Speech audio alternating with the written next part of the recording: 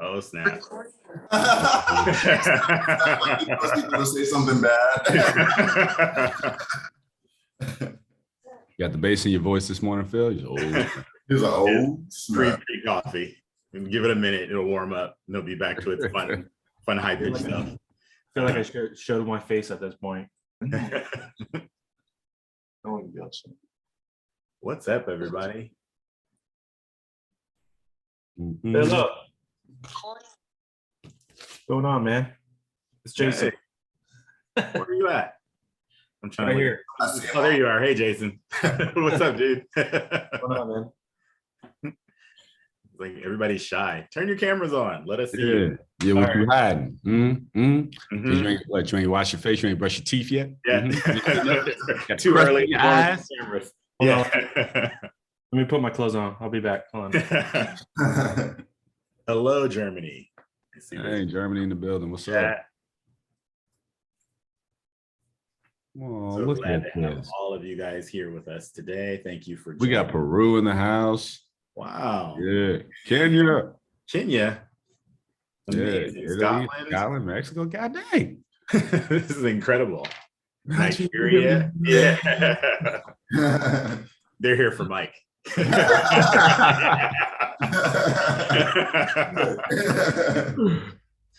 India, India. North Carolina, Greece, Brazil, bro. I was born in North my Carolina. bedroom. My bedroom. Hey guys, nice to see you all. Thank you for joining us. Vietnam, what up? That's Shane. There's Shane Ballard. What's up, Shane? It's so good to see everybody here. We are 9B. I am Phillip Boutte. I'm gonna let my friends introduce themselves as well, the other co-founders. Go ahead, Al. You introduce yourself. What's up, everybody? I'm Aldis Hodge. Also 9B co-founder, you know. My background is primarily in film and entertainment and acting. Been in the game, I don't know, since I was 3, but through the years, you know, found interest in other areas, writing, producing, and now 9B. So we can continue to expand our influence with the kind of projects we do and how they get done. So let's see. Whose noise is that? Hey guys, my name is Mike Uwandi.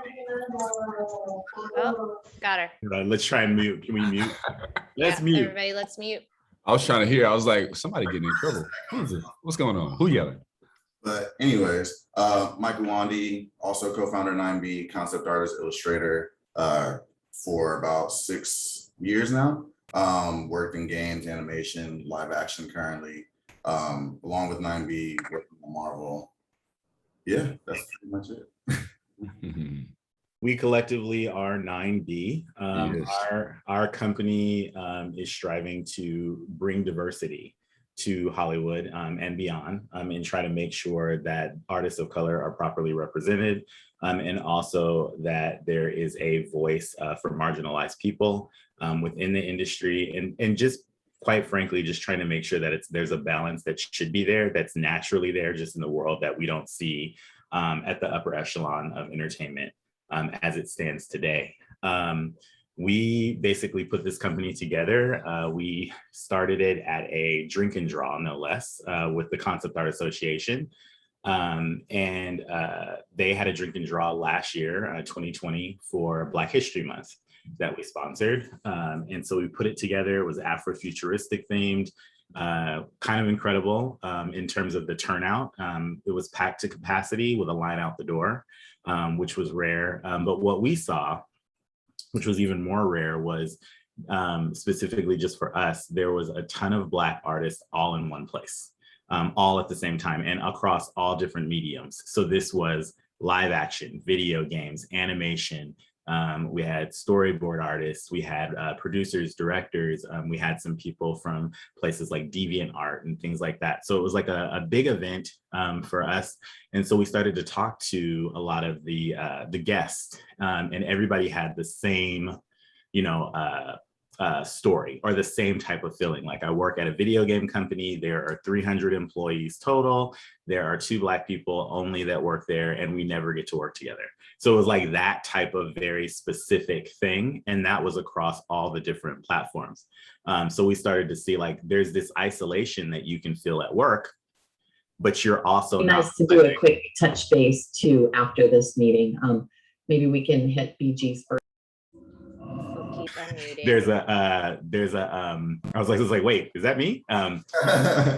There was that balance of not having the proper representation there or having everybody together. They're not able to work together. And that just seemed to be across the board. But what we realized is that everybody was having a similar feeling at the top of their like the upper echelon of their field, right? So you're at the top of your game, you're working in live action, but you kind of feel this way underneath it.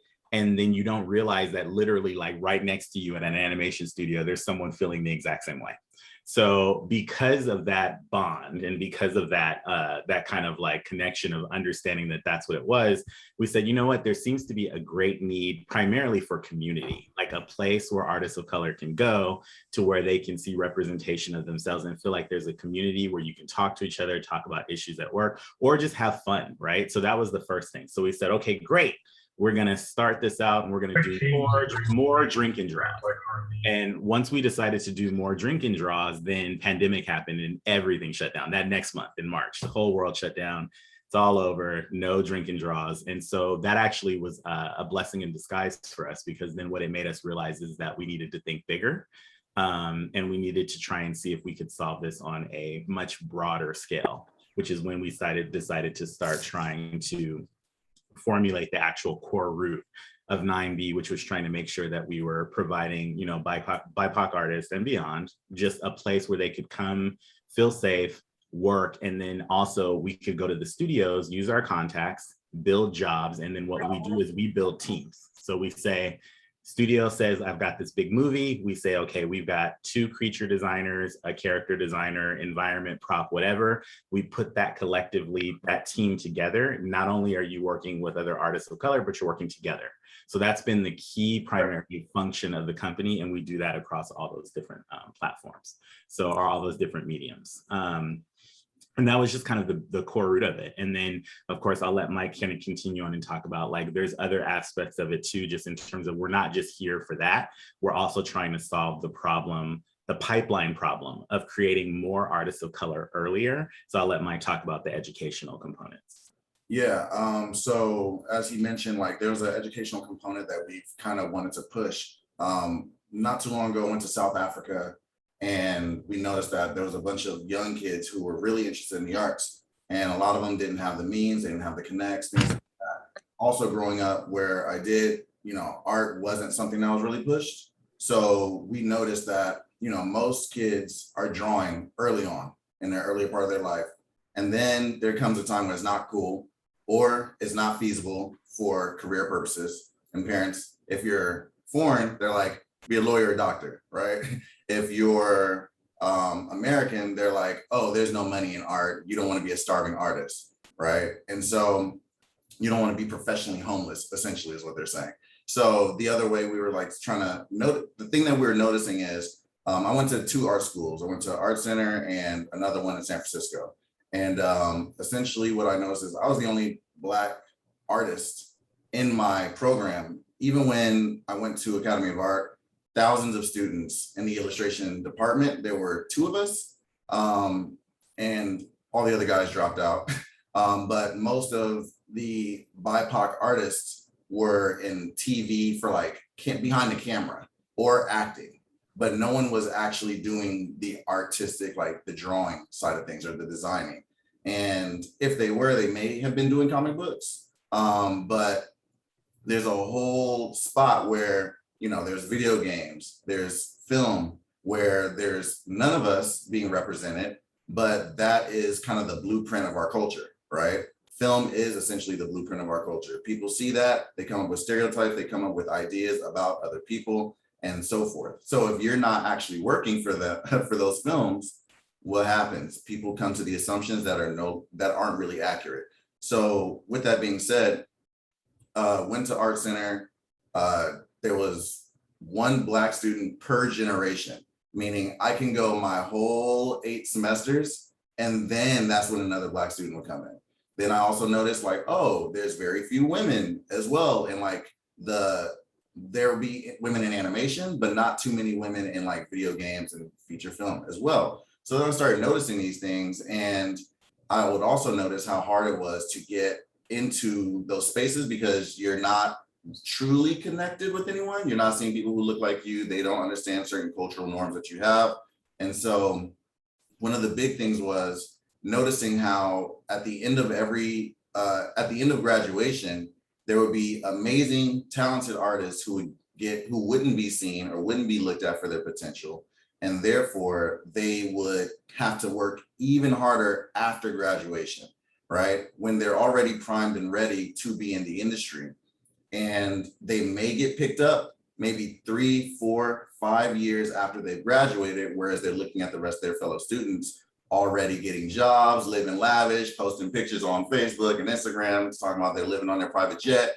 And, you know, that creates a little bit of a, it doesn't give you the best feeling, right? When you see that. And so by the time the BIPOC artists would get into the industry, they would oftentimes be already burnt out, right? So it's like, you're not even picking us up at our best. You're picking us up while we're already burnt out, already tired, beaten, dragged, whatever. And so then when you don't hit the level that is expected of you, it's like, oh, well, we gave it a try. So one of the things is, yes, we want to educate and give chances to artists of color, especially when it comes, and women, especially when it comes to kind of getting them into the industry and not setting them up to fail. Because that's something we notice for a lot of junior artists in general, across the board, is they'll bring a junior artist in and then they give them assignments that they're not ready for, and then they fail. And then that artist, because we're all sensitive, gets beaten down and then says, you know what, I don't think this is for me. So we want to kind of build up younger artists or junior artists. And then on top of that, something else we noticed, I noticed it for myself, and I'm sure there's many people in here who understand, is that, you know, coming from Nigerian parents, that was not okay to be like, I want to be an artist. I want to do this. It was like, what is wrong with you? You know, oh, I want to do this. It's like, why do you want to be homeless? I don't understand. Right. So it's like, all right, I see that with a lot of my friends, a lot of my Asian friends, a lot of my African friends, a lot of my Hispanic friends, the same thing. So the thing is that there's a lack of awareness. And so it's not even just making the students aware, it's making the parents aware, because then those parents would know where to put their kids, right? It's not just animation. It's not just comic books, because that's what they are aware of. There's film, there's things where you're doing fine art, and your fine art aesthetic can bleed into your concept art aesthetic.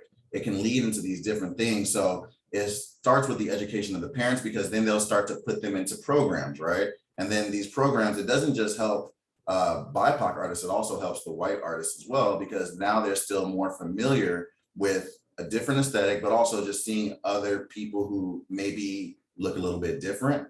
When I went to Academy of Art, I hate saying that name of that school, but when I went to Academy of Art, oftentimes when I would show my work in class, they would be like, you didn't do that. And it's like, why didn't I do that? Right? Tell me, why didn't I? And they're like, you didn't do that. I don't believe that this guy did that. Why not? So it's one of those things where I oftentimes had to go through that. And I'm sure many people had to as well. Going through that self-doubt and almost feeling like the weight of the world is on your shoulders, you're monolithic, the list goes on. So we want to kind of educate, bring up artists, give them a chance to succeed, but also educate the parents and understand that, hey, there's more, there's different routes to being successful, as opposed to just, you know, doing the prototypical career choices, such as being a doctor, being a lawyer, being an engineer. All those things are cool too, but being an artist is pretty dope too. So with that being said, someone who went to Art Center before I did, who is an actor, Aldis Hodge probably has a lot more to say about it than I do. Put some respect on Art Center. Yeah. No, I didn't take my artistic pathway was atypical, to speak. Yes, I did go to Art Center. I was there primarily for like architecture, product design, drafting, those kinds of things. But Phil and I, we've known each other, God knows, forever. Phil, we're old because we can say we've known each other over 20 years. Thanks for that. I didn't need that negativity in my life this morning. Yeah, no. Just I couldn't, have that by myself. I needed to share that with you. You know what I'm saying? But we've always talked about I've always felt like Phil was quite prolific. And then when it came to talking about this idea and then meeting Mike through this idea, I also see how awesome Mike is. These guys, top of the game.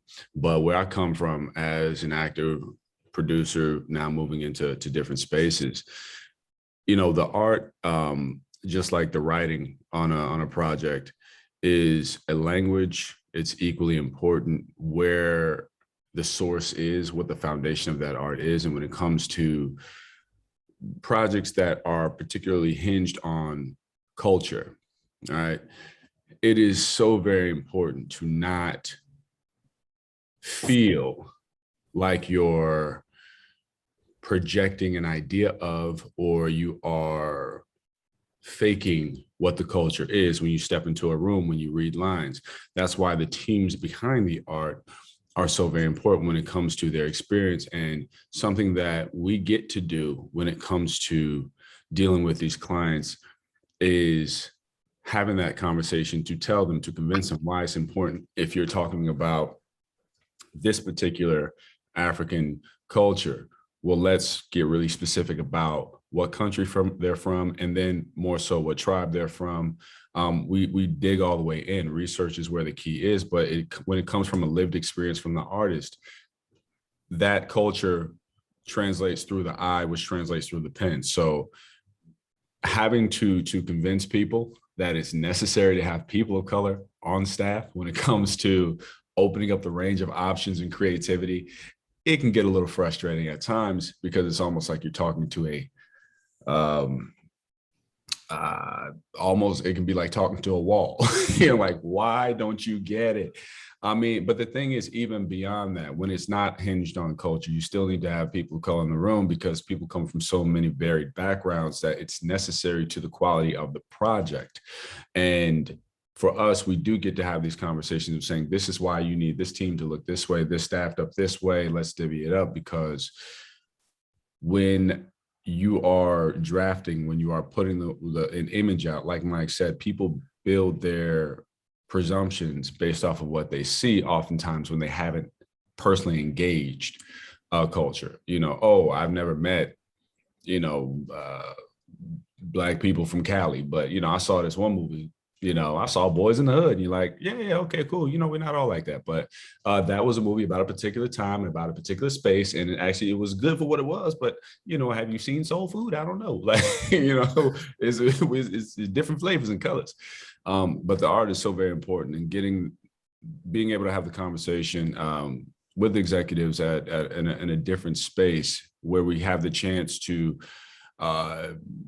sort of impart that or initiate that change of mentality is great, because that's where it really starts. I think for me, the most frustrating thing as an actor, and then later in life as a producer now, is having conversations, trying to convince people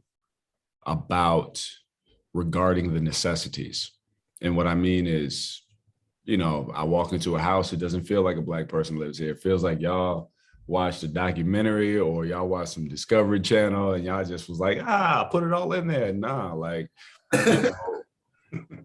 especially, if I'm playing a character from, it's as specific as somebody who's from the Bronx is going to be very different than somebody who's from Manhattan. And we still in New York, So when it comes to Black people or any other culture, let's get specific about it, and let's really put the priority on and rather the equity in the hands of the people that should be telling the story or narrating the story visually. So for us, many things are quite important in terms of our goals with this, which is helping artists to really ferment a foundation in their career, helping the industry change their perspective on how they look at or approach projects through the art, because they need to think about things differently and the values of certain things differently. Education, of course, making sure that we are doing our part to rear up younger artists so that they can be confident. And equity, making sure that the value of what's being peeled off of our culture still circulates back into the culture. And what I mean by that is not using our culture to make a great project, sell it, and then we don't see any of the benefit of the profit. The benefit comes in continued employment. The benefit comes in continued positioning and continued interest in moving other people like you or who look like you into positions where they can build off and add to what the value of a project is. And it's a very common conversation to be had, I would say, all across the board, as it does address various cultures, not just the Black community. So when we say that we go in for the BIPOC community, we really do, and we try our best, because we aim to put ourselves in positions to help alleviate the issues that we had coming up. And we just try to make it a little easier to just get a little scratch and pay some bills. I mean, but more than anything, it's just being able to be our brilliant selves without the misnomers, without the barricades, without always having to address some of these heavy and taxing issues that we deal with that we're, predisposed to just because of either the color of our skin or where we were born. It's pretty frustrating. I'm sure you can all attest to that in your own personal testimonies. There's something that we say often, which is and I think Aldis was saying this too, which is we recognize, especially in that pipeline that is broken, that once you finally get through, you're beaten up, you're scarred, whatever, you get to this point where you're also in the hiring phase. This is how far. In the hiring phase, we found that a lot of the times, specifically, like for us, we realized that other people are hired for, their potential, but we end up getting hired for what we've accomplished, which is a really nasty circle, because then when you're trying to get hired, they're like, well, what have you done? And it's like, well, let me show you. And it's like this weird kind of it just keeps, it just keeps going. Meanwhile, you're seeing other people being like, well, we think you can draw, and we haven't seen you draw aliens, but let's give it a try. And then you just get frustrated because you're just like, what? So it's one of those things where we're trying to kind of make that a little bit more balanced. And we're also trying to make sure that we do set up a pipeline within our company to where junior artists can succeed and not fail. So that's been one of the key things that I know that we've really worked on in terms of making sure, if we get an opportunity and we can pair one junior artist with two senior artists, the senior artists are doing a lot of the heavy lifting, the junior artist gets to learn, but the benefit of that is also making sure that from week to week, if we're having weekly meetings or whatever, all the pressure isn't on that junior artist to where if they can't deliver, we're like, oh no, we're screwed. We've really kind of set it up to where there's that. And I also know that I've worked with a lot of different designers. And one of the things that I think has really kind of stuck to me was I didn't realize how much I learned being on the job, just being on the job in general. When I go back and I'm in a bind, or I have to change my art style really quickly, or I have to do something, it's all based on these jobs that I've had where I've had to adapt to different people over and over and over again. And I think that experience is something that is really hard, and you can't just teach it. It's just like anything else. There's that meme that's going around right now where the guy it's the book, and it says how to draw good, and he opens it up and it says draw, and then he's crying because it's like there's no secret. It's like you have to do the work, right? So it's like you have to do the work, you have to put it in, and then ultimately you can't really, some of the things that you can't teach are experience, right? So you need to be able to have the opportunity, or we want to be able to provide the opportunity for you to get that experience. I have a lot of friends that will come into costumes specifically from video games or from other places, and they struggle because it's not just about, costume is so specific. It's not just about drawing. There's a lot of different things that you have to be mindful of. You have to be mindful of construction, functionality, materiality, and all of these things are working together. And so you can really get beaten down in that first costume job if you're not ready for it. But once you go into it and you have the experience, right, then the experience will help dictate, like, oh, they didn't just want me to draw this shirt and pants. They have to draw the shirt and pants, and the shirt and pants have to fit a certain way, and they have to make the actor look a certain way. That's a very specified thing that is very difficult to teach unless you have experience. So, and that's across all of our different mediums, environments, everything. You're going to learn tips and tricks from all of your artists and all of your mentors and your heroes and stuff. You'll pick up things as you go along. Our goal is to just provide a safe place to do that. Yeah. I just wanted to make a note real quick that about something I think is very important. Mike, do you notice Phil's very fancy microphone, his gold microphone? Oh wow! the one that's putting all the bass in his voice. Did you get your microphone? 'Cause, like, I didn't get mine yet. Amazon is my friend. I ordered some type of way right now. Yeah. Where's your microphone? I didn't get mine.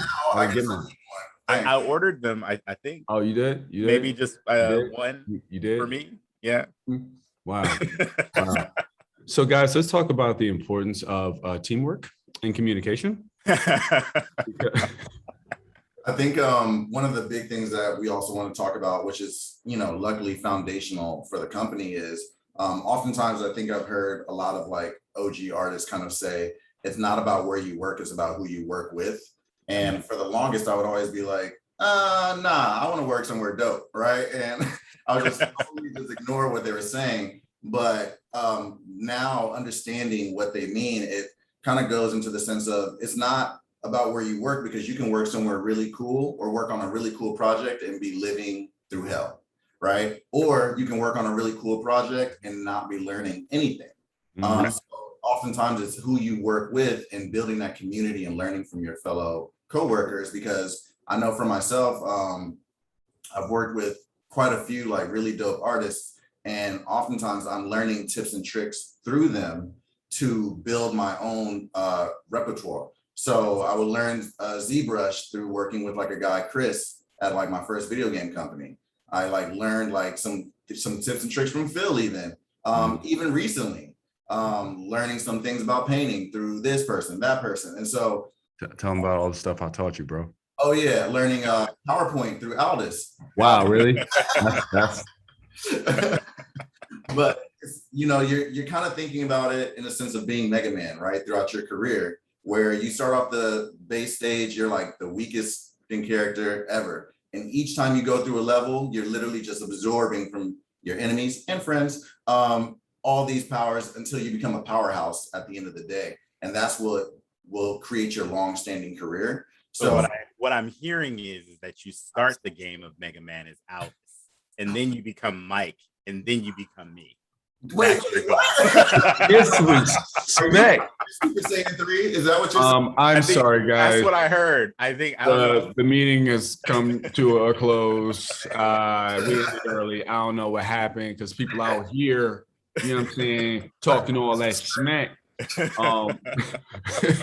No, actually, this is something I wanted to address, but I see there's a good question here that I do not want to skip from Esther Jean Marie. I know I'm probably jumping, but you said, do y'all get met with resistance or labeled as being difficult when you highlight the lack of stereotypical representation? Love the question. I just wanted to like not miss it because I see the chat is going. I feel like the acceptance or the acknowledgement of the advice has been pretty well received. Yeah. And oftentimes, people ask all kinds of crazy questions, and sometimes they simply don't understand or know. And that's our job. But I feel like our job is to educate them. But I feel like so far the reception has been really good.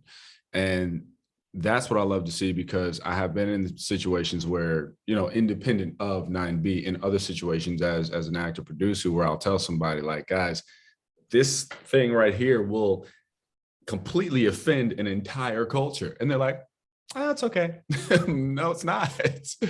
Some people don't care. So thankfully, the people that we've been working with have really been receptive. They do care about getting it right. And oftentimes it's particularly why they seek us out, because they they seek us out for purpose. They understand what the mission is, and they know, you know, sometimes we'll have people come to us with a project, say, hey, look, we have this property, but we don't feel like we're the right ones to tell the story. So can y'all help guide us, you know, with you know, let's get a vision going. Let's work it up together. And that's sort of the camaraderie that I love to see. It's the way we love to work as well, because we're learning equally as much, you know, especially when we get a new subject matter, we dive in with the research and we get to see so many amazing things. But the reception, I feel like in our experience has been, you know, quite smooth, and I look forward to it continuing for sure. Yeah, I want to riff on that. Actually, that respect comes with numbers, because I know individually when I've been by myself, then it's not quite the same. But with the company, there's kind of like having the Wu-Tang Clan have your back. You know what I mean? Like a lot of times they're like, oh, okay, we don't want to disagree with these guys. Yeah. But I know when I've worked on individual projects, I'll kind of mention something like, hey, that's low key racist, you know, and they'll just be like, right? So, yeah, one of those things. But yeah, like Aldis said, like we've worked on a few projects even currently where, you know, they've really respected our opinion when it comes to, you know, diversity and like, you know, cultural norms that maybe not favorite it. So it is a thing, luckily, that with the more numbers, the more respect, the more clout you have, the more they respect your opinion. And speaking to the numbers, along with us, we have other team members who really get in there and they kick butt in a major way. We have Nicole Hendricks, Rachel Minerding, Angela Elise, who join the meetings with us, and it is really fantastic to have a full team of support behind you that is, you know, pushing for the same mission. Everybody is talking about how to progress and how to move forward in the right way, and it is a great deal of help when you have this wave, this it's like a presence of people that are all saying, hey, look, this is why and this is how, and it helps get things done in the right way. So, you know, teamwork and teammates. The value, the quality of your work is hinged on the value and the quality of your team. And we have a killer team. Correct. I think it's also too, it's one of those things I'm going to give a shout out. We also have Christina Pham, and Christina. We have Ali Reyes as well, who just what up? I want to say the key thing too, when we're talking about this, because I know that it can be scary. When we talk about numbers, we're talking about all of you as well. It's very important as we move forward in entertainment now for you all to speak up. You have to be honest. So that's the key thing.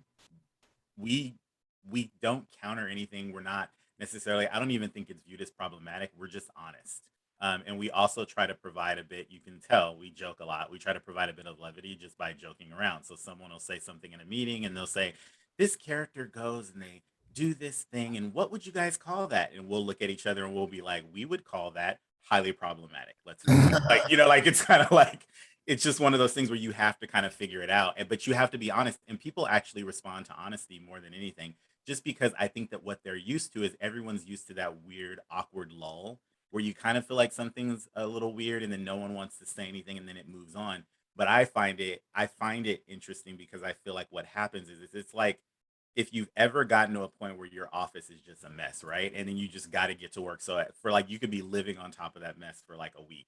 And then when you finally clear it out and clean it, it feels better, right? It's the same thing, but it just keeps building. So it's like, if you start and there's that one little idea where you're like, this is offensive and you don't stop it, everyone just lives on top of it. So they start building and building, the story builds on top of it. And then before long, you're like, how did we get to the point where this made it through? Or who thought that was okay? That's how that starts. It's a very small thing. And if you don't speak up, it just continues. I just have to say something about that because I keep laughing because you and Aldis keep hinting at this, but like not. And I'm not going to name the project, but it was, very recently where I was looking at a movie that came out and we're just like watching it. And I'm like, okay. And then like I got like 10 minutes, 15 minutes into it. And I was looking at it with another African friend. And I remember being like, hold on, can we pause this movie real quick? And they were like, is this not racist? This is racist. I was like, this is so offensive. And I was like, but like to Americans, it's not something that's like offensive because there's a lack of knowledge or education about that specific group. But I was like, this is high key racist. There's a single Nigerian, a single African working on this damn project. It like drove me crazy. But that's one of those things where, to everyone else, that movie would be totally okay. And then to me, I'm like, wait, this is highly offensive. And I'm sure that that's happened to all of you in one way or another. So that's kind of building upon what Phil said, is it's extremely needed for us to speak up and say like, hey, this thing doesn't feel right. This doesn't look right. And let them know, educate them. Yeah. And also I think in terms of speaking up, there's a lot of fear that goes along with maybe some consequences that you might presume come with it. Honestly, the more you speak up, the more you're sound in who you are and what you believe in. The more you speak up, the more you'll be surprised to be met with acceptance. It's not about doing it, it's about how you do it. Because I know me I've been in situations where I was like, if I don't say this, I can't sleep at night. And I'm not here to lie to myself or my people, because at the end of the day, if I do this thing, people gonna look at me and ask me why. They're not gonna come to you. They're gonna be like, why were you attached to that hot mess? So I think it's really, really important. I implore you to always speak up, just because that is also part of the job. When you're putting out there, representing culture, representing truth, that is a part of the job, is to be truthful to yourself in it, as well as much as the people you're dealing with. And I know some people look, sometimes you be sitting there like, is this worth losing that check? But something for me, I work in places where it has to speak to the spirit, where I can feel like I'm doing something good with my work. And oftentimes that means protecting not the content of the work, but the content of the people that we're depicting in the work, and that's a part of the power that we have as the artists, as the initiators. That is a part of the influence that we have, which is awesome. It's, to me, the greatest responsibility we have is to represent and get it right. So speak up at all times, and it's not about, again, not about doing it initially, it's just about how you do it. And you can always get it done. So we have questions. Questions, yeah. Raised hands. I see Ani. What's happening? What's going on? I appreciate y'all for giving me the opportunity to speak to you. First of all, I love what this organization represents, and it's brilliant, and it's very much needed, especially now as just the creative economy itself is really expanding and a lot more money is being put into it. One of the things that I believe Phil mentioned, or possibly Michael, was this example of people in South Africa who wanted access to this industry stated criteria and knowledge and all that stuff. So with everything that you're doing now, are you building any type of technology to amplify that access? Because right now we're seeing a lot of artist-driven or creative-driven initiatives where they're taking artists and they're doing their own little online, schools, right? Like I believe the Rad How-To School, right? And it's starting to pick up because you're getting inside information, inside knowledge from people who are actually in the industry, who know what they're talking about, and they're getting that access to people who don't necessarily have $50,000 to go to art school, or don't necessarily have an art school down the street. So my question is 9B also working on platform-related technology or access-related technology for people who are looking to get that same level of industry access and knowledge? 100%. A few things that you mentioned with the RAD thing, that was a really cool thing. I just talked to Andy, who's also part of that, and got super excited, and we're going to be joining something like that really, really soon. But also, the other thing is we've been really seeking out a lot of African artists because, I went to South Africa, was it last year? Maybe the year before, to talk to students and kind of educate them on our industry in general. And we noticed that the hunger for one, but also the talent. And we know based on that it is hard being from overseas. So we also not only are trying to build something to teach them, but also trying to give them jobs, right? And give them experience. We have quite a few African artists working with us now, South African, West African specifically, and other people across the globe. But we're really looking forward to kind of building something like that because we know that it's needed. Especially in the education side of things. Like me and Phil and Aldis have talked about this before about wanting to do like a workshop and bringing over like a whole bunch of artists of color and kind of like helping do something there. We've talked about many different ways of handling that situation because so often we see something along the lines of, oh, we're going to Russia, we're going here, we're going there. But I'm like, how come no one ever goes to like do the same thing in Africa? Or how come a lot of people don't do the same thing in South America? You know, places that, yeah, it's starting, but we want to make it like, you know, even more so because we do have the experience to kind of bring another side to it. And I feel like that's what's definitely needed. And, you know, hopefully this COVID thing ends really quick because otherwise we can just do something online. But I really want to really engage with that side of things because the talent there is like booming and you could even see it on Instagram.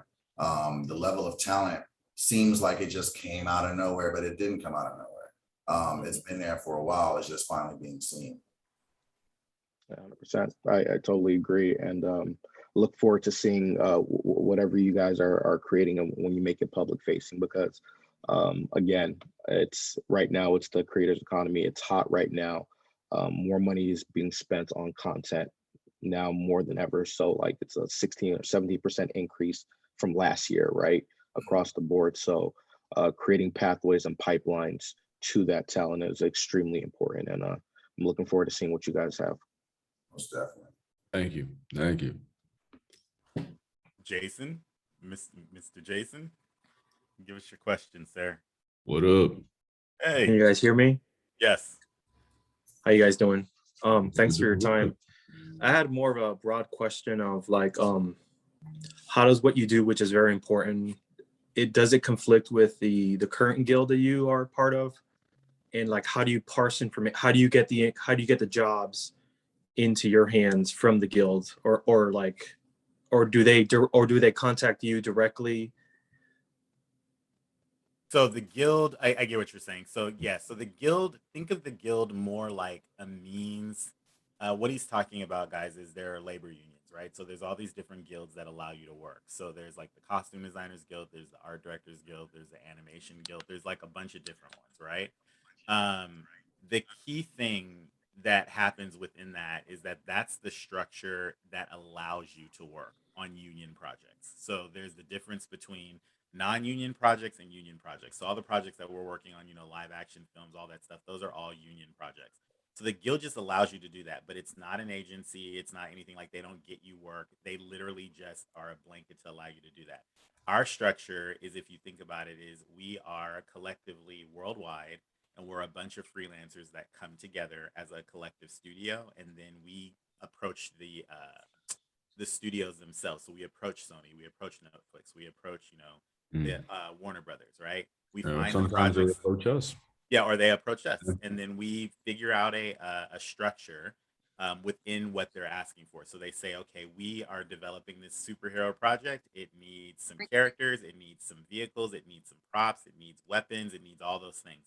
And we put together a structure where that allows us to put together a team of freelancers together on a team, and then we art direct from week to week and have them all doing different things. So that's kind of how that structure works. It works within the confines of the structure that we have. Sometimes they will have jobs where they'll say, okay, we need union illustrators. We have union illustrators as well. So we're very flexible. But a lot of the times we're hired almost as a studio, as like an independent contractor. So they're hiring our studio to then get work out of us. And then we hire within our collective and put together, you know, the best curated team that we can for whatever they are asking for. Cool. Thanks for translating my question. Yes. I had a hard time articulating it. Yeah. No problem. Yeah. Also, see, where is I was gonna bring this up for, hey Jose, there you go. I'm looking at Jose's background. He's got this cool Masters of the Universe thing. I've got He-Man in my office as well. I kind of like this question here too. Yes, please. How do you choose who gets to work on the projects? So there's a few different ways that we choose. And some of it is very similar to most companies, which is we get a project, and then we look and we say, okay, whose style fits this project, or who would be great on this project, right? And some of it is based on things that have been displayed. And that's the typical industry way, which is, oh, you do this style, this looks like it fits this style, let's throw this character, this person on.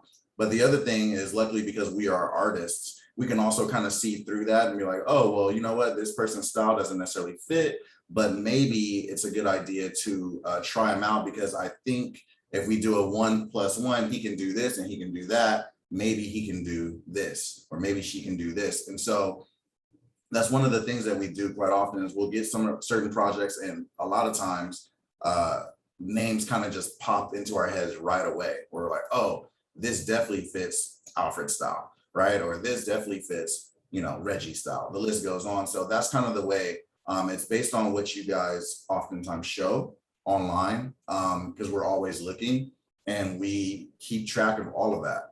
So when these projects come up, names come up immediately. It's not really even a question. So that's why it's really important to consistently update your portfolios, because we're always watching.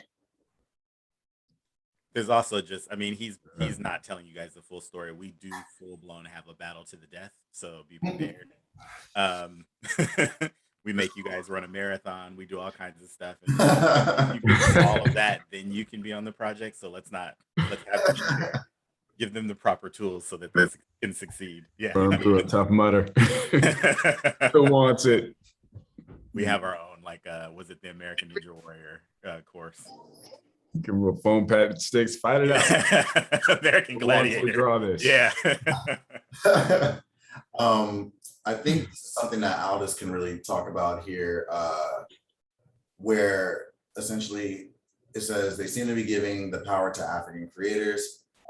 We haven't really seen that before. And I think one of the things that I want to communicate is it's not just about giving them the stage to create their work, but it's also, are you using them or are you taking advantage of them? Right. Yeah. And definitely talk about that.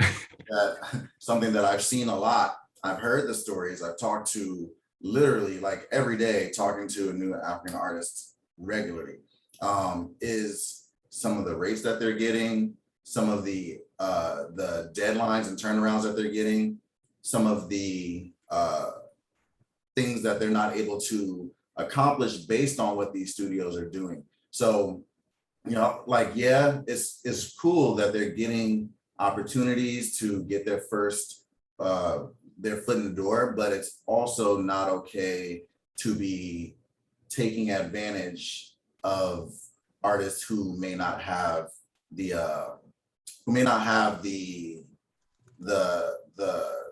connections to actually get other work, right? So there's no reason, keep it short, there's no reason why you should be paying an artist $200 to do 8 characters in 10 days. That's ridiculous, right? I know that, yes, there's the power of the dollar in America and China that doesn't necessarily convert over to Nigeria or different parts of the world in the same bit, but that's taking advantage, right?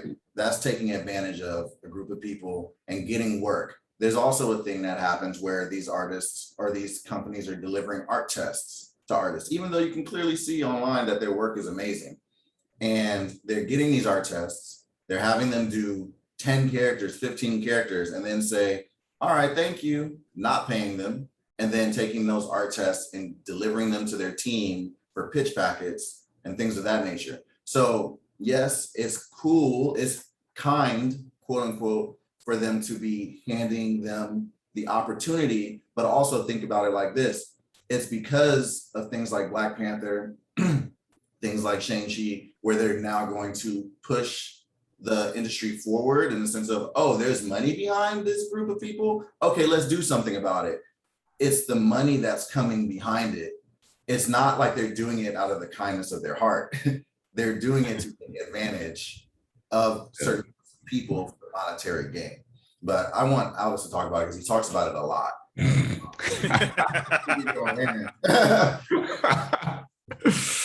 Are we ready, class? Are we ready? No, yeah, I put it like this, and I've said this before, there's a difference in giving somebody a job versus giving them a position. And job means I'm basically renting your services. You get no equity, you get no kickback. I'm gonna just pay you a little bit of money to sit here, do your thing, and then you're gone. But a position, give me a position to actually have an opinion, to actually bring in a team to tell this story right. And when it comes to the output and when everybody's getting that check cashed and that money's coming back on residual earnings, ROI, let those earnings go back to the base foundation, which is the community that actually influenced this work. I feel like a lot of people throw money at a problem without realizing that the content that you're putting out is, especially when based on a culture, if you're selling to that culture, you owe it to that culture to reinvest back into them, you know. And I speak specifically about a couple of projects that again, apart from, this is independent of 9B, this is me as an individual actor, producer. I've gone through situations where an entire team will come to me and say, hey, look, we want to do this, and the entire executive staff, you know, there's a Black story with a Black lead, a Black and the entire executive staff, nobody's Black but me. And then I'll poke holes through the situation. I'll tell them, okay, guys, my first producerial decision would be for you to bring in a Black writer, bring in a Black consultant, bring in somebody to fix all these areas. Because if I can see them, my culture is going to see them. And the job that you're putting out, you're literally putting this out, betting on my culture coming in, butts and seats, right? So you want to get the dollar from the culture, but you're not even respecting the culture enough to give them some art that is worthy of their time. It's that simple. Oftentimes those people will just say, no, thank you, we're good. And I say, well, enjoy your project, bye-bye, because I'm not trying to sell my soul. More than that, I'm not trying to sell my culture. As it relates to the earlier conversation about the art and bringing artists in to make sure that they still maintain their jobs, we are trying to do our best to infuse that mentality for people so they understand that it becomes a natural instinct. It becomes normal to initially think we need this team to look like this, to be like this because of the knowledge. It should never be an afterthought. And that's a bit of the gap that we're able to close when it comes to the approach and the initial conversations with these clients who come to us, is that we get to erase that afterthought mentality of, oh, now we've done all this work and we need to hurry up. So let's put some people on to touch up and, you know, do a little something here. No, we should have been on from the beginning. We can help elevate your project. And that's the point of who we are and what we do. And I don't speak from a place of conceit or hubris, and forgive me on that, but it's just that our artists are incredible beyond their color or culture. The color and the culture is an added bonus and a benefit to whatever project is there, because now you have so many different experiences coming at you. As it relates to Africa and how a lot of, you know, American companies are approaching the subject matter, there's a sort of cyclical nature when it comes to the culture and how it's absorbed by the industry, because they say, oh, this is hot right now. As Mike spoke to Black Panther, okay, boom, that comes out. Oh, you know, there's money in this. Let's go grab that money real quick. So let's go pay a bunch of people to get done what we need to get done, but still retain the rights and the ownership and the equity for ourselves. And that's not how it's done. But we have a lot of Black creatives from America and from Africa who have taken the opportunity and the advantage to establish their own and say, no, you're not, I'm not going to work for you. I'm going to work with you. So that, make a decision, you know, because sometimes the monolithic or the monolithic way of thought is that, well, this is in right now, basically in terms of investments, let's strike while the iron's hot, get, you know, let's sell when the investment is high, and let's put our money there. But they forget that we've always been here. You know, people forget that Black culture has supplemented so many different businesses in terms of themes, in terms of what becomes the new hot trend, in terms of what leads progression into cultural fads and things like that, and how people connect. Same thing with various other cultures. We've always contributed to the future progression of our state of being. So we deserve to have a piece of that equity. And it's really just getting an industry to understand that we deserve it and to play ball, or to take that control into our own hands. Case in point, this is outside of animation, but it's still a good example for us to understand how to think. There was Michaela Cole, fantastic performer. She went to a particular company to sell her new series called I May Destroy You. And she wanted a small percentage of ownership. I believe it was less than 10% ownership. She just wanted to, she created the show, wrote it, all that, showrunner, and she wanted to put her show out. And this particular company said that's not how their business model, they don't give ownership. She said, okay. She took it to HBO and they gave her ownership. And she's the star of the show, creator, showrunner, director, writer, all these things. And they gave her the ownership. They said, look, put it out. And she put it out. She did her thing. And it was a fantastic project. I believe she's currently now Emmy nominated for it. Now, the thing about that, the lesson there is bet on yourself always, because where one won't, someone else will. And you always have to realize that getting a show, selling a show, just getting the job is not the point. Getting the ownership, the equity, that's always going to be the point. So that's why with us, we really want to build and have been working towards building a homogenous environment for our artists to thrive amongst them within their own equity for what they do. And that's why the next phase of what we do is our own IP. We also have, I think we also have another question. Let's answer the question. I'm trying to answer some of you guys' questions in chat too. Yeah. There's this, I'm going to butcher this name. Mike, can you do this one? Which one? We have a raised hand. I don't know how to do that. See. Oh, Give me, Wait, Jairus. Jairus is smiling. Jairus, help us. I don't even see the raised hand. Okay, forgive me. Is it Kahenya? Oh, yeah. Hello. Wonderful. Hi, yeah. I'm from Kenya. What I would say for East African names is your first instinct is usually right. Like most of the time. Wait, did I get it wrong though? If you got it right. Perfect. Perfect.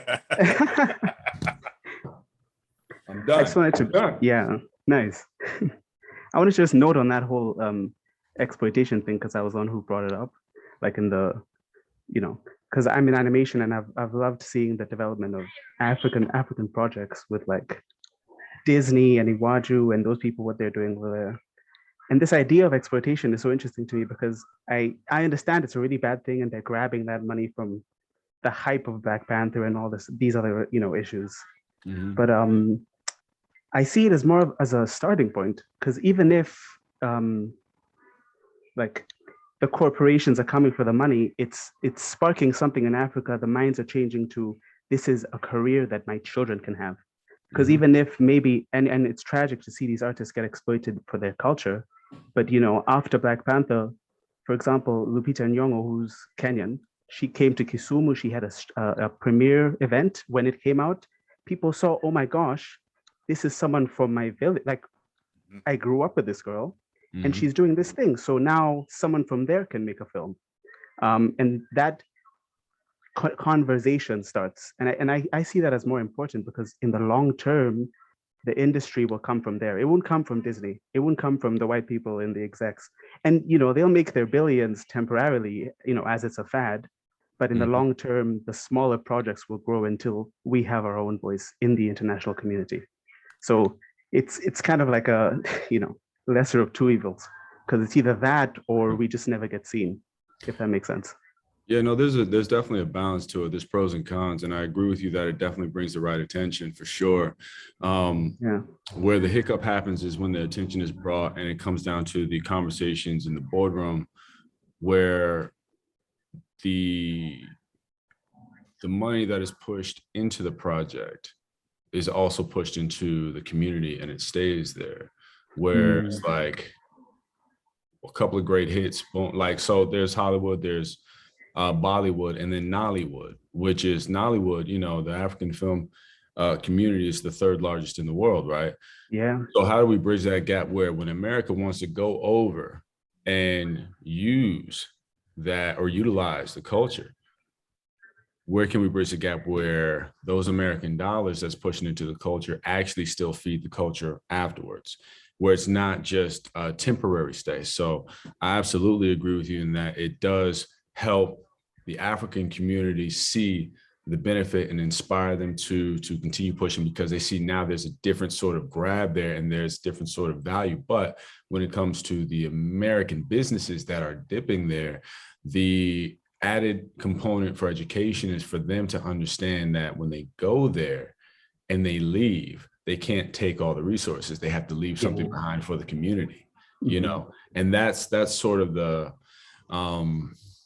again, sort of the difficult conversation that oftentimes gets had, and sometimes the point of it gets missed from the mindsets of these executives, because they have a lack of understanding or awareness because it doesn't affect their community and never has and never will.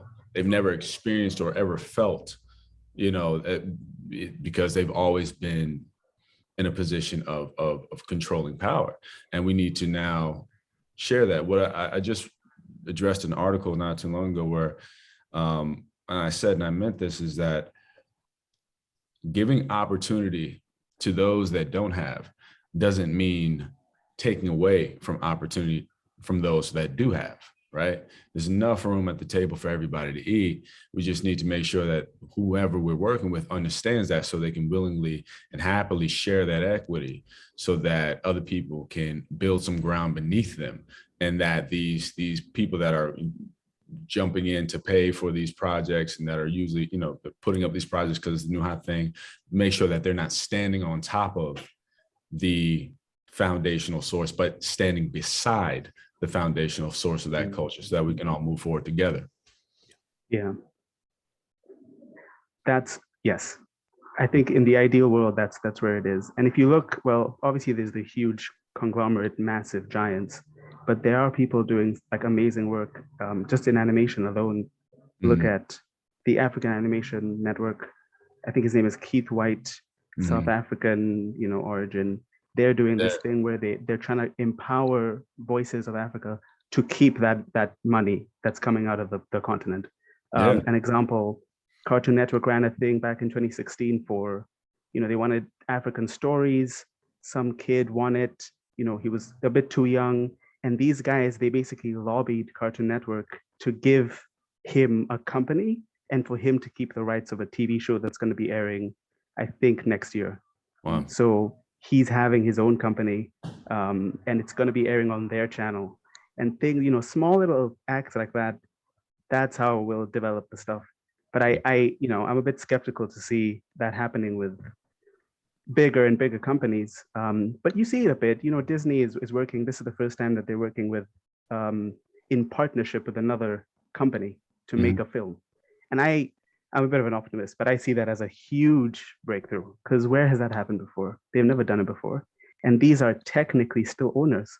I think the people who they're hiring, the African people who they're hiring for that project, are getting hired underneath Kugali, not Disney. So after they're done and Disney has taken all their money, or at least, you know, probably majority, there'll still be this core network of people who work there who can now develop shows at that level after the fact. But yeah. Sorry, can I just point across, Kenya, it has happened before. I just got to come in and say that. Oh yeah, it's not the truth. It has happened before, but African companies have walked away from the project, and I can name quite a few.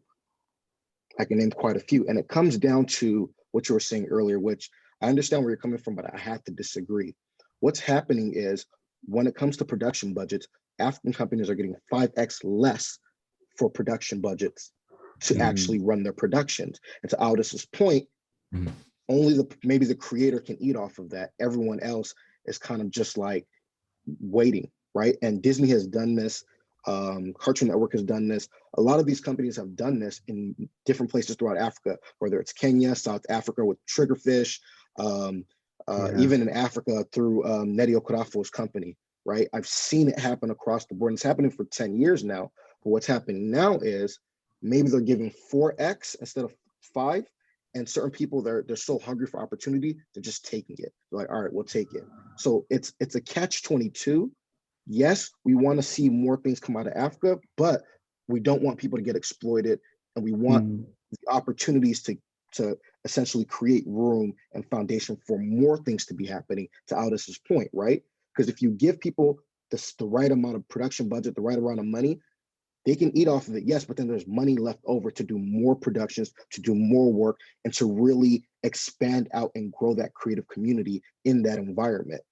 So the issue with a lot of these bigger companies is they're not willing to do that. So yes, I'm happy it's happening, but I'm more focused and happy in promoting companies like Nine Collective and other production companies who are doing production partnerships and then going to these major companies from the US or Hollywood lens. So you can't cheat them because they know what the production budgets are supposed to be.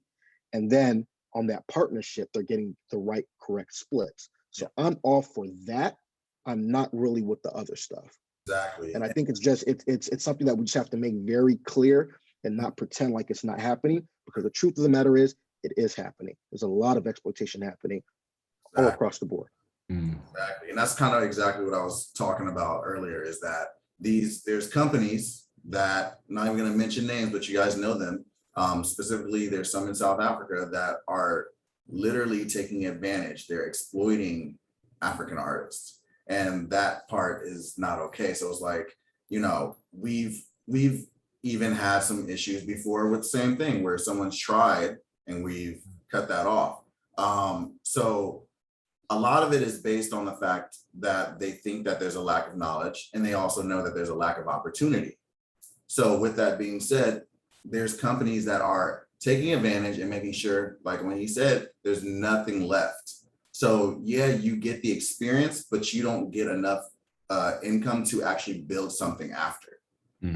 I watched the documentary. Then I'm going to answer more questions, but I watched the documentary. I wish I could remember the name. I'll look it up while we're in the chat right now. But I remember it was just talking about like funds and how funds go in and out of Africa, and how even when you're trying to be good, when you're trying to help, if you don't help in the right way, it actually hurts, which was talking about a man tries to start, you know, he's in Africa, he tries to start like a chicken farm for eggs, right? So he's saying, okay, this will be very beneficial to my people. Eggs feed a lot of people. So he starts that. Then it comes back to the US and they're just like, Africa needs eggs. And so we just send a bunch of free eggs. So now you've stopped his business because there's free eggs coming. He can't support and he can't build within the community, and it causes a whole problem. It was just like a very simple example, but like when you think about those things too, it gets very complicated when you're trying to either help something. You have to like know the whole economics of everything. And then also the exploitation of things end up coming from the fact that it's either people trying to do it in a negative way or in a positive way, but it's still, there's a lot of it happening. So I appreciate you guys actually talking about that, but I think we all have to kind of educate ourselves in the best ways to solve these problems, and also how to help positively, where you're actually, and really what that really boils down to in its simplest form is what Aldis was talking about before, which is you have to put people in positions of power. You can't just say, oh, we hired some African people that one time. You actually have to put them in power to where they're making decisions, and then also have enough left over to where they can continue to do that. It's like building a sustainable circle. Yeah. And a lot of the, I'm sorry, go ahead, Mike. I was just gonna say real quick, bear in mind that when things happen like this, it's not a one-stop shop. Like this doesn't only happen in the art industry. Bear in mind, it's also happened in the chocolate industry too, right? Where they took advantage of Africans. They were paying them significantly less money. And most of our chocolate actually comes from over there, but then the credit and a lot of the money was actually going to, was it Switzerland or something like that? Like, and it's wait, but you guys are essentially saying, hey, this is Swiss chocolate, but then it's actually coming from Africa, but then Africa's seeing no money from it. It's a very small percentage. It's like a multi-billion-dollar industry that Africa's like 1.2%, something really ridiculous. It never happens in a vacuum. It's an example of something that's a much wider issue. But wait, I want to get to, because we got questions, so I want to keep moving. Next we got Aaron. What up, Aaron? Hey, can you hear me? Yep. Yeah. Hi, hey, what's up? What's up? First off, I want to say what's up to Jason. I don't know if he knows me. I'm the dude that did your Storm. Your what's his name? Yeah. I know not your Storm. I mean, I'm sorry. I did his Spider-Man. I did his Spider-Man, the Wakandan Spider-Man. Yeah. So Jason, I don't know. I DM'd him and he didn't respond. So I'm assuming he on the line.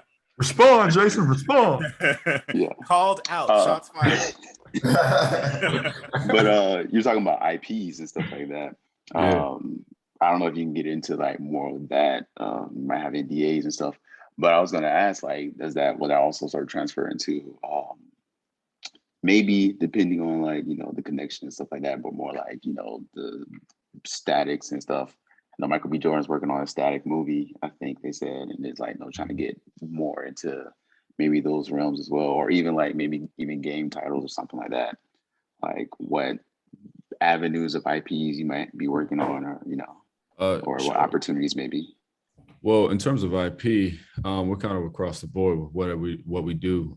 Can't speak to subject matter entirely, but in terms of video game, animated shows, live action, that's what we hit. It's about the point of the IP, which is to flood the market, to change the market. Put more creatives in spaces of power when it comes to coming up with an idea so they can continue to eat off residual earnings of that particular idea. But as far as the market looks, again, bringing the idea of normalcy when it comes to acknowledging different cultures and seeing different cultures. I love anime growing up, still love anime, but the biggest issue I have about anime is you rarely, if ever, see us in it. And I'm just like, yo, there's such a huge Black community that loves anime and we rock with it. Why are we never reflected or seen? Not just in anime style, just general animation, general cartoons. I rarely see myself reflected, which is a little frustrating and daunting at times. And my question is always why? What is the point and what is the need for that? So as with any other project, in terms of development, it's always about, for me, my mindset is always about what problem are we solving by pushing into the market in this particular way. And the problem is that whenever we step into a place, there is still a large group of people who see it as new, foreign, rare air. It's like, oh my God, this is that. I want to erase and demolish that new conversation so that when, younger kids are coming up, we don't have to deal with the same tropes that we deal with now in terms of having the conversation at an executive level. Because still to this day, you can walk into an executive meeting and push a story and they'll say, well, why? How do we justify this? Because there's this many Black people, this many Latin people, this many, like, how do we explain it? You don't explain it. It's regular. Walk outside. Look how many people are around. Look how many different types of people are around. That's actual normal life.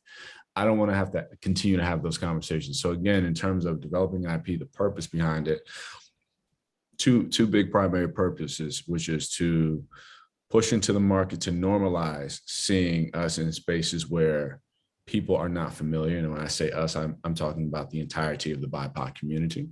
And then also trying to develop, which might be a little bit longer play, but trying to develop a natural supply chain of equity for those that do push into their IPs and not getting people run over. Because when it comes to those contracts, I'm in the middle of a few rights acquisitions conversations right now on two or three different projects.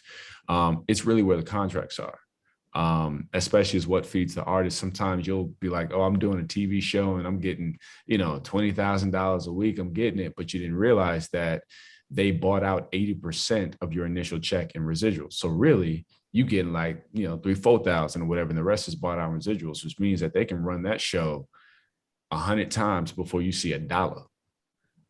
And really, the initial check is not where you make your money, the residuals are. So when it comes to a bigger corporate expanse of that stratagem, you're talking about, like we were saying, you work with a company and you instead of giving them equity as a partner, you basically hire out and they see no residual earnings from that particular project. So they're not fed, their people are not fed, their community is not fed. And while this other entity over here continues to eat off of the culture, and you can cook with the culture, but you got to feed the culture too. You can't just eat off the culture. You know what I'm saying? And that's the balance shift that we're trying to get to, which again is always the point of IP, because you're in charge of the narrative, you're in control of what goes down and how it goes down, and then you also are in a position, an opportunistic position to create pathways for equity and putting the right people in the room. So, you know. I was gonna ask, and I know it's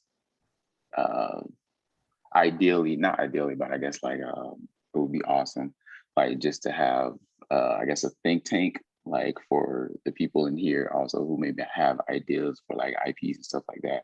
I know that's possible for you guys, because I know it's like you guys actually have industry experience of dealing with these companies, so you understand like what they may be looking for, or this is that and the other. But I was just like, no, maybe Well, to have. I'll speak to this. We're always an open door for that at 9B. We love to have those conversations, but for anybody with any IP, I would say before sharing any idea, I don't care if it's with your uncle, get an NDA. And before sharing any sort of idea with anybody, if you don't own the rights to something, definitely get an NDA for people signed, simply just to protect yourself. And then we, keep the conversation going. But I think you always have to prioritize protecting yourself first. But as far as 9B, we are, as we're continuing to grow and move towards different milestones, some milestones are coming up faster than we anticipated. We're like, oh, snap, we okay, we moving. But that's always a plan, and we want to support people in their efforts. So if you think 9B is a house that you would like to rock with, again, hit us, get in contact with us, and then we can have those conversations. It's cool. Yeah, that's all I got. For sure. Thank you. So thank you. To have Aditya. Oh, no. It was Igiomas first. Oh, my bad. What's up? Sorry. How dare you, Aldis? How dare I? I'm sorry. Dang. I'm fired. Hi, good evening. Yes, hi. Hi. Okay. Sorry, I won't take too much of the time. Like on the issue of being exploited, like overseas artists being exploited, are there things that you would like that like for a junior illustrator, concept artist and everything, are there things that you would like us to, that you wish we knew, like things like maybe getting an agent, getting how to negotiate better, and not from a point of desperation, etc., things that you wish we knew coming into the industry? That's one. Sorry. Yeah, that's one. Then the second question is it possible to sort of focus, to move away from looking at the Western industry, like the Western animation industry as a whole, and just focus on the people who already want to see our content, say Africa and the East, for example? That's how Nollywood grew. That's how Afrobeats grew. That's how the anime industry in Japan grew. So I was wondering if it's a possible thing for us to do. Yeah, I think on that alone, I think it's absolutely possible. It's just that comes in terms of a community and community building, making sure that when you do work together, you keep all the resources and the decision-making power within your own house. So whenever somebody comes to partner up, it's like, okay, here are the standards and the terms. You can do X, Y, and Z, but the decision-making power still goes to the core team. And I think also partnering up internationally, we have associates, Darnell and Arthel Eisman, who own this, I always butcher the pronunciation, Darstagio studio. Yeah, Darnell and Arthel. They're gonna be mad if they're here. They're gonna be like, you said it wrong. We love you guys. You guys love you guys, but I can't pronounce nothing. They don't pay me to read. They have an animation studio, two twin brothers who have an animation studio in Japan, and they pushed into the international market. They've set themselves, and they're doing well. So I think it comes first working with your teams at home, establish yourself and build locally, of course, and sort of firmament your own superpower so that when people do come to you, they understand to expect a conversation where they will only get but so far. Right now, the exploitative measures are powered by the fact that these people know they are the big boss, and very rarely do people tell them no when it comes to sort of unfair, ridiculous demands.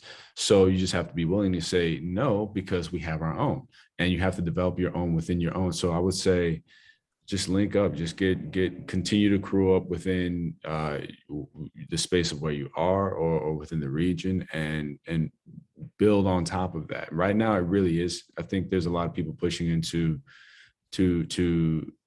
as we said, they're pushing into the African market for sure. I see a lot of different TV series and things like that coming up. But my question is always, who gets the greatest benefit of that profit? Is it the production, the local production company, or is it this external production company? So I would say for you, the greatest power you have is to build with your team locally. And I mean, if we're talking about it, that's basically what Phil, Mike, and I did when it came to this. It's just, we built locally. It's like, I know you, I know what you're about, what you're doing, and what you're trying to do. We all have the positioning in this industry and the sort of experience at this point to start something and try to move in a certain way. And that's kind of how this came about. And everybody here has that very same potential and power. So I just say, exercise it, dip into it, go into it, and be relentless.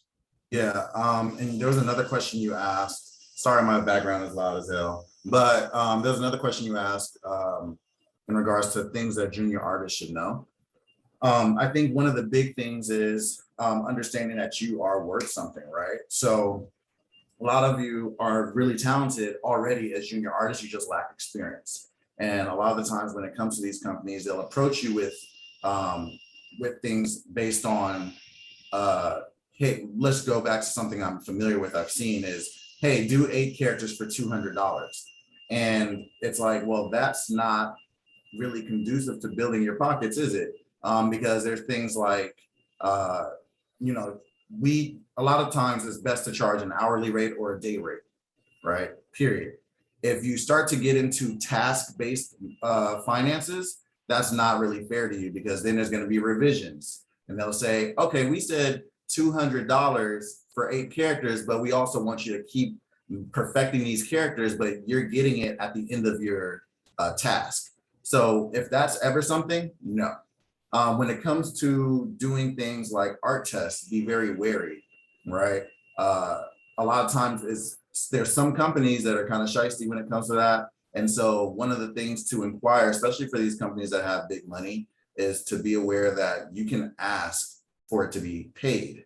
When I've tried to do art tests in the past, I've only done like 2. First of all, I don't know many people who've ever done an art test and actually got the job. But if you do it, make sure that they're paying you, because a lot of times they will actually say, okay, but most people don't ask. So then they don't give, right? Their job is to save money. Their job isn't to give you money. So they want to make sure that they keep as much money on the inside as possible. I think another thing is to make sure, this is like something that's not even business related, but it's also using your resources, right? If you feel like you've received a contract that doesn't make sense, make sure that you're showing it to other people, make sure you're reaching out to other people, because that's a big deal. And it's sometimes your judgment will be clouded based on wanting a position as opposed to being treated well and being treated right. So those are some things that I personally wish that more people would, more junior artists especially would ask, but also keeping in mind, like, if you're going to think about something in the sense of moving up in the industry, think about what's going to actually help your career, right? There's some time where people, me and Phil talk about this a lot. There's sometimes people will take certain jobs only to stay in the same place. Yep. And it's like, if you want to move up, if this was a chessboard, if you want to move up, you need to think about it in the sense that this job will give, if someone's going to pay you very little, think about this job is actually going to look good for this other company that I want to get to because the work looks familiar. Or I'm going to be working with these artists, and these artists are in this position, and therefore I'm going to learn and build my skill set to eventually get to that point too, right? But don't allow a company to take advantage of you, especially financially, because that's what they're out for. Don't allow a company to tell you what you're worth. Don't do that. I've been there. I've had a company that told me, after being there for 3 years, they said specifically, you're only worth this much, right? And I was like, oh, word? Okay. So I'm petty. I let them, do their thing. And then I was like building my skill set. And within like a month or two, I left that job, and the very next rate was 3 times what they paid me. Then the rate after that, after 2 months, went to 5 times what they paid me. And I was like, oh, I was only worth that much, right? So I think one of the big things is having faith in yourself and not letting anyone come up with your narrative. You create your narrative. Your world is your world. No one should be able to insinuate that you're worth less than what you feel like you potentially are, right? It's not always about where you're at, it's about where you're going to get to. So a lot of companies will take advantage based on the lack of knowledge. They will try and keep you there. There's even companies who will lower your morale so you don't leave. There's all these little tips and tricks. And so it's smart to actually talk with other artists, especially experienced ones, and say like, hey, this is what's happening at my studio. Is this okay? Is this normal? Right? I had a company that also said something about a non-compete when I used to work in video games. And they're like, you can't work for these type of studios. And that was coming from my art director, right? And I was like, that's weird, because the type of game that I'm working on does not really align with where I'm trying to get to, which is film, right? And for the longest, I would be so scared to make that move. And so I actually talked to one of the people who were in charge of the company, and they said, oh, nah, it's not another game. It's not another this type of game. Yeah, do it. There's nothing we can do about that. And I was like, oh, so it doesn't directly compete. It's not in the same lane. It's not in the same field. It's not even in the same industry. Then it's okay, right? So that's a decision of knowing your worth, right? These companies will take advantage, because one of the big things is we want all of your attention. We want all of your power. We want all of your energy. And if you start to divide and go and work on other jobs, we're getting less. So if you think about that in the sense of money, we want more bang for our buck. But you are your own company as well as an artist. You want more bang for your buck too. So whose opinion is more important, the company or your own? So I think those are a few things that I would definitely say to keep in mind when it comes to these companies is don't allow them to take advantage of you. Don't allow them to tell you your worth. And also keep in mind that you're steady building. So you want to keep growing. And if something or a company is stifling you, then you probably need to leave, ultimately.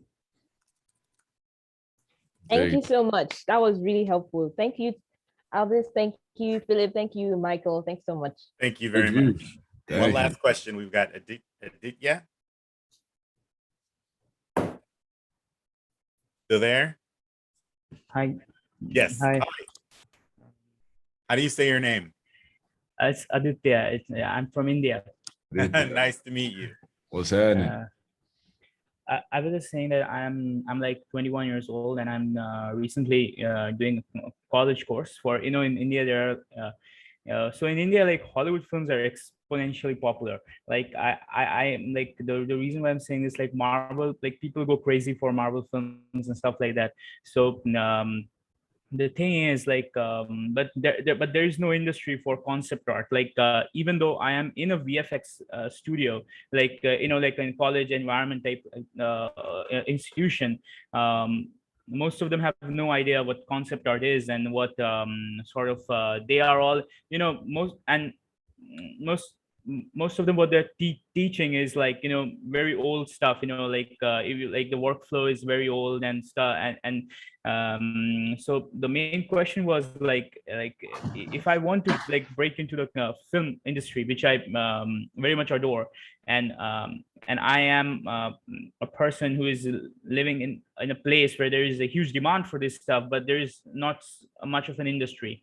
So like, how would you suggest someone like this person, and I know for sure that college won't help me, because the college, they like in India, you have to understand like college is really like, they just call themselves a multimedia institution, but I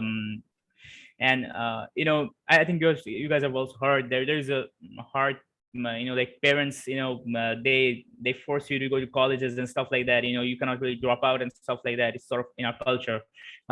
So like, how would you suggest someone to like go about in proceeding and network and to be able to step foot in the industry without getting exploited, or like, I think you addressed that point earlier, but like, how would you suggest someone to pave his path through the industry, like in the film industry like you guys are in? Yeah. Did you want to talk about that, Phil, or you want me to? Oh no, go ahead. I'll go after you. So I think a big part of this is knowing who you are, right? And I remember for a while, because I kind of went through something similar. For a while, it was a lot of teachers were very old and their workflows were old, and they weren't really giving me the necessary tools to be in the industry, right? You'll get a lot of great foundational things from these teachers, and that's good, because foundations, everything falls back on your foundation.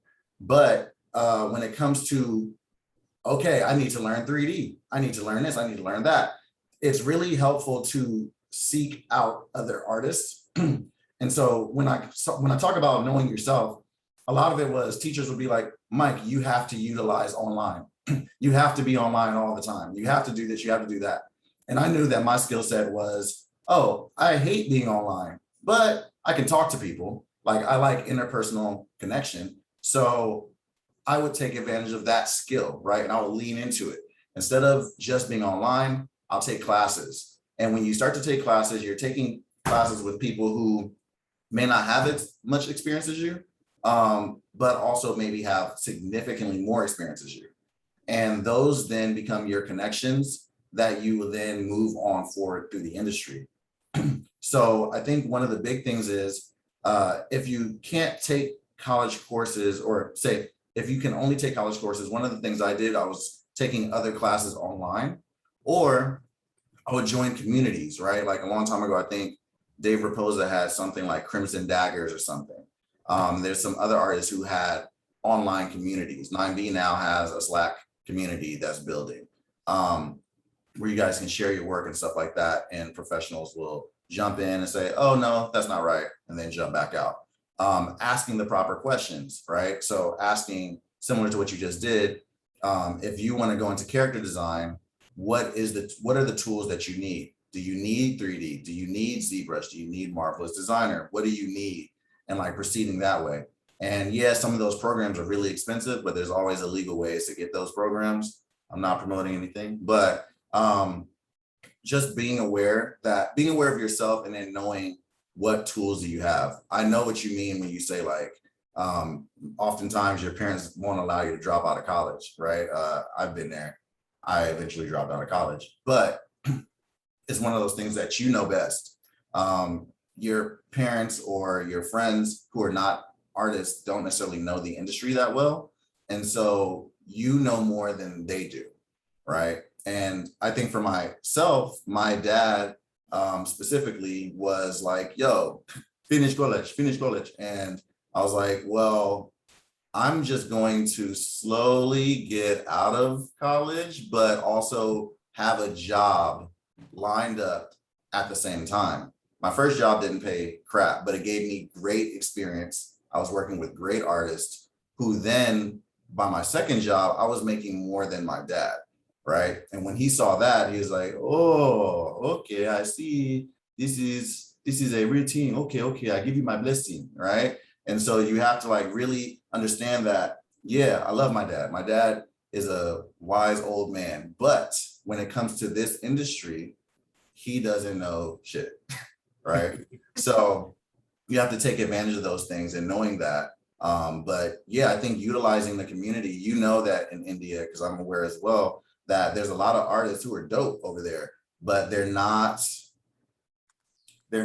getting the true opportunities that they should, and they're not really sometimes even not even aware of how to do things the way the industry they don't know how to ride the wave that the industry is riding right now, right? So some of that will be using the 3D, knowing like what processes are other people using, and a lot of that is on YouTube as well, but very much well just following your own intuition and being cognizant of what's going on around you and pushing forward to eventually bring each other up. Once you start building up, the other people around you will start building up as well, right? So that's one of those things, like I keep going back to this, but you know better than anyone else. That's it. Thank you And so much. that's a good place for us to end. We have to wrap this up because we have a lot of events today. We want you guys to join us. We have a drawing event tonight at 6:30 PST. So make sure that you guys are tuning in with that. We've posted our schedule. Our schedule is on all our individual pages and on the 9B Collective Instagram. So follow that. And thank you guys so much for being here. This is a great talk. It could go on forever, but what we definitely will do is make sure that as a community of 9B, we'll have more of these collectively throughout the year if you guys want to join us again, as well as more drawing events, where we can all get together and just commune. So know that we're here and we are here for you. We want to see you win and join us. So thank you guys for coming. And I will be teaching PowerPoint courses for anyone who's interested. Just he's serious too. He actually, I'm lying. He's completely serious. He is put some serious. respect on my PowerPoint skills. That's right. Write him. He will teach you. He will teach it to you. No, thank you guys for joining us. We really appreciate it as a company, as a collective, and as individuals. So thank you. Oh, and also, if you do want to get in touch with us, you may have already said this, Phil, but if you do want to get in touch with us, the link is in the chat here, or you can just hit us on our link at the 9B Instagram page, 9B Collective Instagram page. But definitely come through, let us see you, get in touch. Yes, sir. And lastly, wait. Yep. Talk at 1. Show up is me, Reggie, Mikkel. Show up. Cool, because especially for our DJ who mentioned about getting into the industry, a lot of it is following your intuition, and we're going to be talking about that and not following the norm of getting where you want to be. So it's Mikkel Wellington, Mike Uwandi, and Reggie Rockmore at 1 p.m. PST. So you guys tune in for that as well, and we will see you guys later.